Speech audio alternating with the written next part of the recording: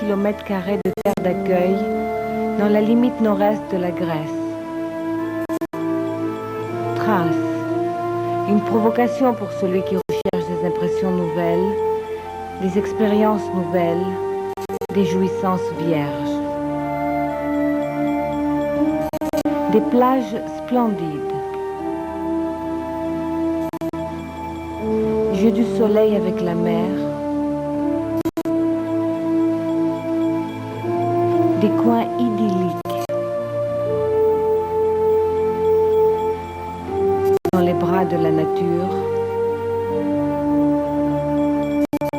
Des aspects pittoresques. Rencontre avec les mémoires du passé lointain.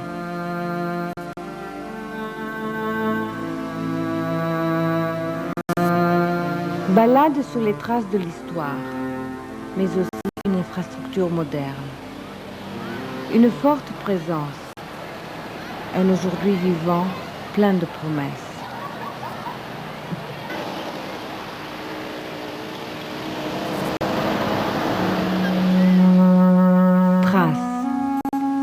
Une mélodie musicale dont le point de départ se perd dans les profondeurs de temps. Un environnement naturel calme, revêtu bien souvent d'une beauté mystérieuse, comme venu d'ailleurs, qui engendre des mythes sublimes et un sentiment de joie de vivre. Cette mélodie, les anciens l'ont attribuée au mythe d'Orphée. Ils l'ont imaginé parcourant les montagnes et charmant humains et animaux avec sa harpe, tout en hymnant un être universel.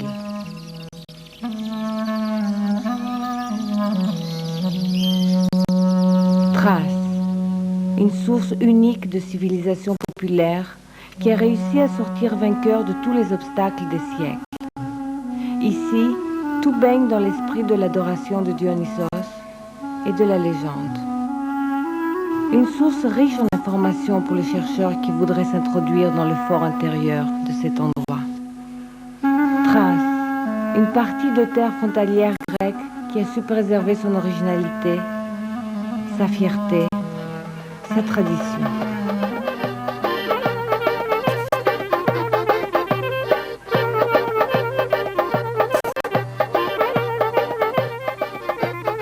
Thrace, partie d'une vaste région géographique qui se délimite entre deux fleuves, Nestos et Evros. Elle se divise en 3 départements. Le département d'Evros, le département de Rhodope et le département de Xanthi.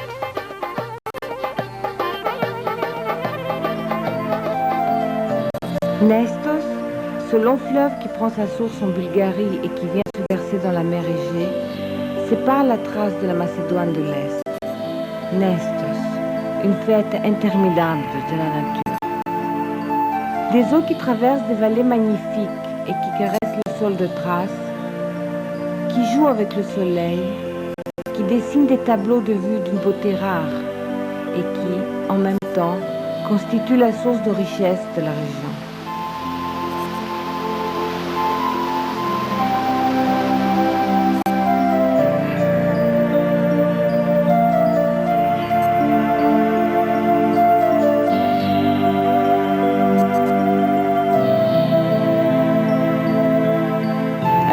Fleuve, Kosynthos, arrive jusqu'à la capitale du département de Xanthi. Ici se trouve Limniou, un quartier très valorisé touristiquement de la capitale qui constitue un oasis de tranquillité dans le bruit de la ville.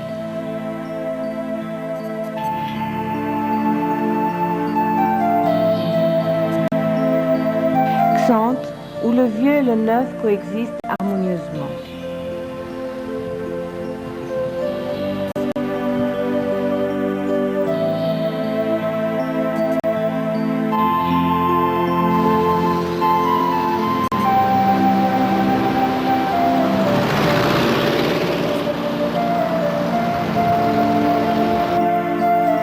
De l'extérieur, la toque charmante de la beauté traditionnelle.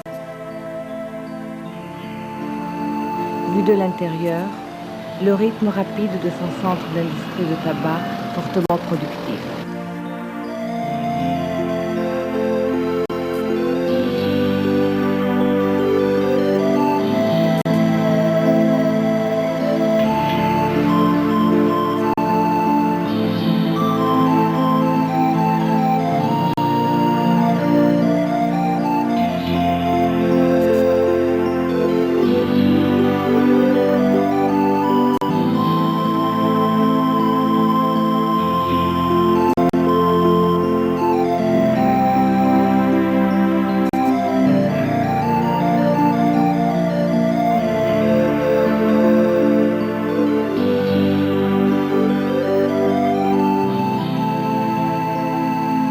Sur les collines vertes qui surplombent le Xanth se trouvent les monastères qui offrent un repos pour l'âme, de la tranquillité, mais aussi une vue imprenable.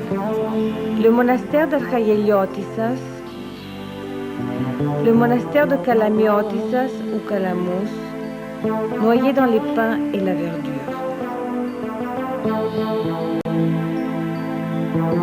Sur une colline, à côté de la ville, se trouvent les ruines de la Xanthi byzantine. La continuité de l'histoire dont les origines se perdent dans l'ère mythologique. Ils disent que, dans ces temps-là, habitait ici Diomède, dont les 4 chevaux sauvages n'ont pu être domptés que par Hercule. L'un de ces chevaux fut Xanthos.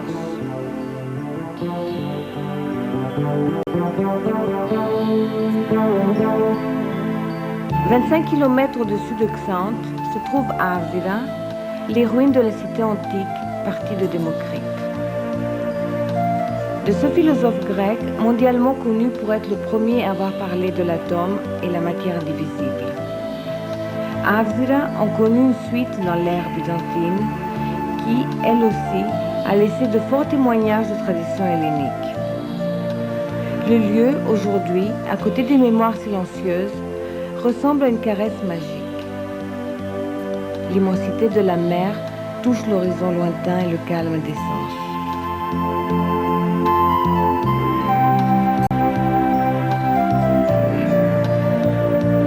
La richesse naturelle de Xanth est importante. Des forêts de peupliers interminables. La culture du peuplier présente ici une particularité. Elle se fait de façon systématique et se révèle très fructueuse. Cependant, la culture principale de la région est celle du tabac. Dans le village de Krisa, qui se trouve près de la capitale, on produit le meilleur tabac du monde, le fameux tabac Kiretzler. Cela étant, l'exploitation de la richesse de la mer dans le sud du département est également très satisfaisante. Des cultures de poissons au bord de Porto Lagos et du lac Bistonide. Le visiteur de Porto Lagos est fasciné par la beauté naturelle. Cet endroit paradisiaque constitue un refuge pour les oiseaux rares.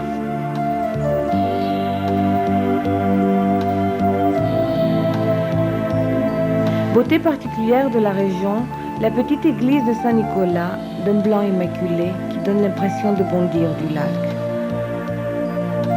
Le lac Bistonide se trouve entre les départements de Xanth et de Rhodope.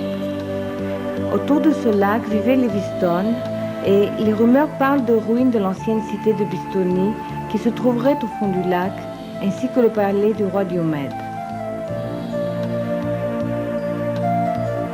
La continuité de l'histoire se poursuit à travers les ruines de la cité byzantine d'Anastasiopolis. Une cité près des bords du lac Bistonide qui a joué un rôle primordial dans l'Antiquité. La position stratégique d'Anastasiopolis lui a offert des mémoires historiques très importantes. Prospérité, gloire, mais aussi des passages des barbares, des batailles et des destructions. En traversant le lac, du côté de Rhodope, une autre découverte. Un village traditionnel de pêcheurs, Fanari. Komotini, la capitale du département de Rhodope et centre administratif de la Thrace. Lieu crucial de l'hellénisme depuis très longtemps. Elle se situait sur le passage de la route d'Egnatia et les Byzantins lui accordaient une importance particulière à cause de sa position stratégique.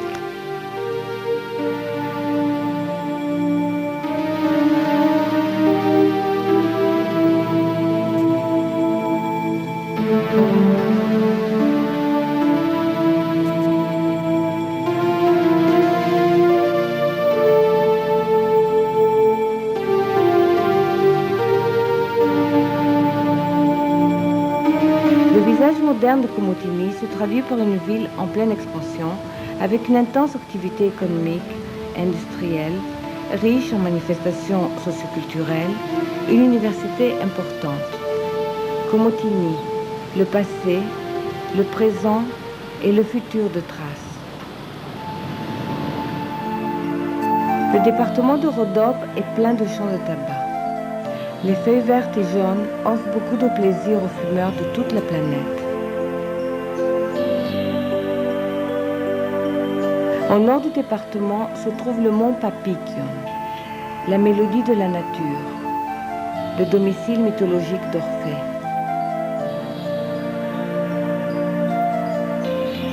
Au sud du département s'étend un champ vert chargé des mémoires des temps byzantins qu'antiques.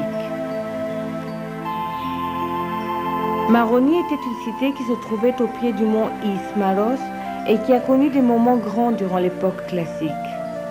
Elle est aussi mentionnée par Homère grâce à la qualité de son vin.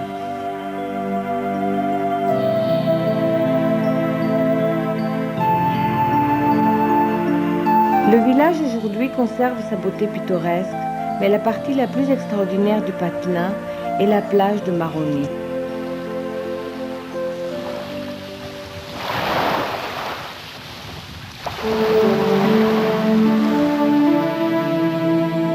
Alexandroupolis, capitale du département d'Evros, le phare frontalier de la Grèce, son nom tient ses racines de l'Antiquité. La ville contemporaine s'est développée le siècle précédent. Elle est devenue le noyau du rassemblement des populations chrétiennes de la région et les Russes, chargés de préparer le nouveau plan de la ville, l'ont doté de grandes et spacieuses avenues et des bâtiments grands et imposants. C'est à juste titre qu'aujourd'hui Alexandroupolis est considérée comme une des plus belles villes grecques. Le calme de sa partie méridionale n'a rien à envier des villes maritimes point des vacances de par le monde.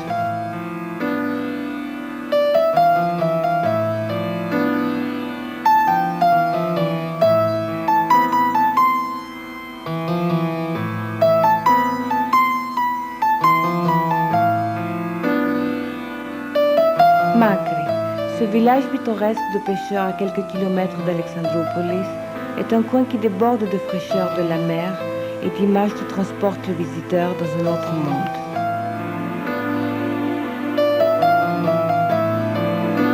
Le calme absolu, un paysage qui repose, calme et silencieux. Un peu plus loin, l'appel archéologique recherche, sans se fatiguer, des témoignages du passé. Elle porte à la lumière du jour les secrets des ancêtres lointains.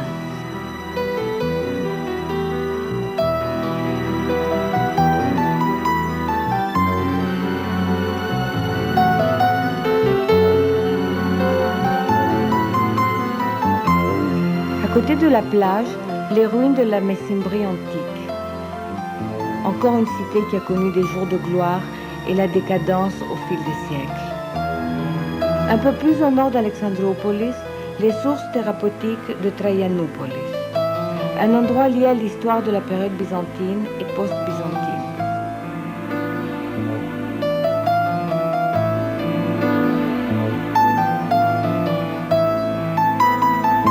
Témoins fiers de la gloire byzantine sont les châteaux d'Avanda, expression silencieuse de la grandeur du passé.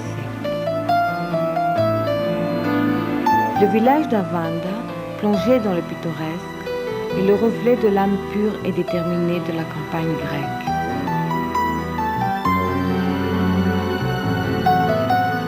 En allant vers le nord du département d'Evros, les impressions se multiplient pour le visiteur qui s'intéresse à la découverte de la Thrace, ses beautés et ses traditions. La splendide église byzantine de la Cosmosotiras à Férès. Encore une caresse sacrée pleine de graisse.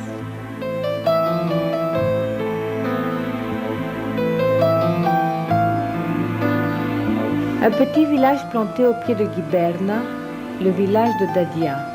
Les rires des enfants envahissent ces petites ruelles en apportant des messages d'espoir pour la génération de demain.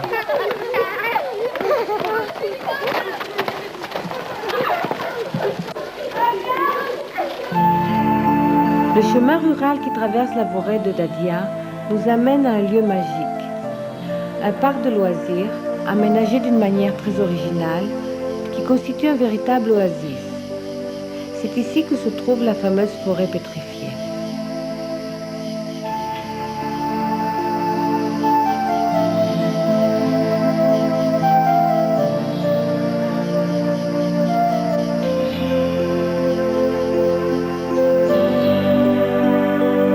Soufli, la ville de la soie. Le traditionnel adralios, instrument primitif pour le traitement de la laine, raconte les secrets d'un vieillard qui constitue aujourd'hui la source principale de richesse de la ville.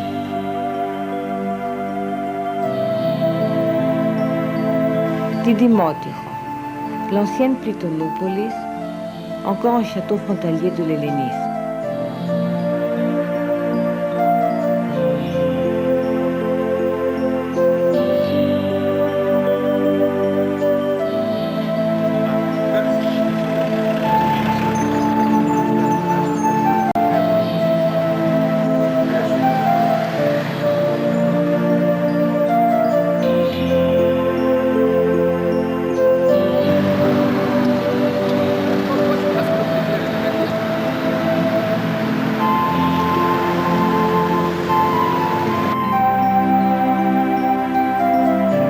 Cependant, le grand miracle de ce département de Thrace attend au long du fleuve Evros et de son fameux delta. Lieu de passage et de séjour des oiseaux d'eau, mais aussi endroit très coté pour la chasse, le delta d'Evros offre ses expériences d'une autre dimension. Paysage unique qui combine d'une façon admirable le côté sauvage, mais aussi tendre de la nature. Du port d'Alexandroupolis part le bateau pour Samothrace. Samothrace, l'île verte, une des plus belles de la mer Égée. Au sommet de sa haute montagne, Fégari. La mythologie voulait Poséidon assis en train d'observer la guerre de Troie. Historiquement et mythologiquement, Samothrace est peut-être la première île habitée de la mer Égée.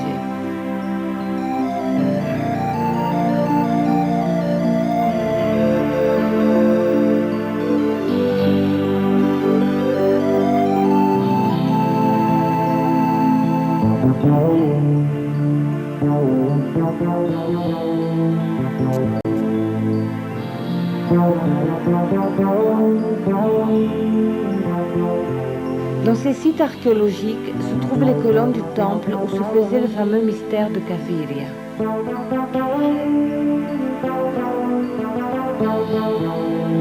L'importance de l'île durant l'Antiquité la place indiscutablement parmi les sources principales de la civilisation grecque.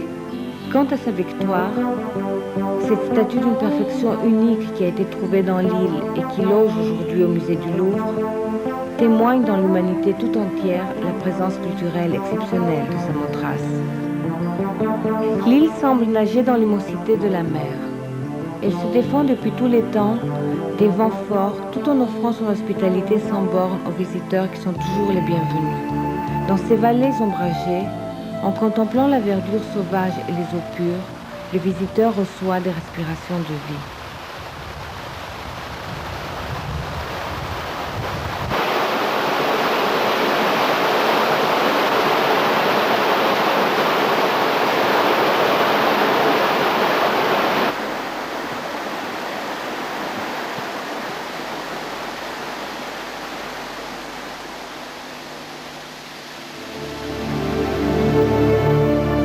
De soleil à Samothrace.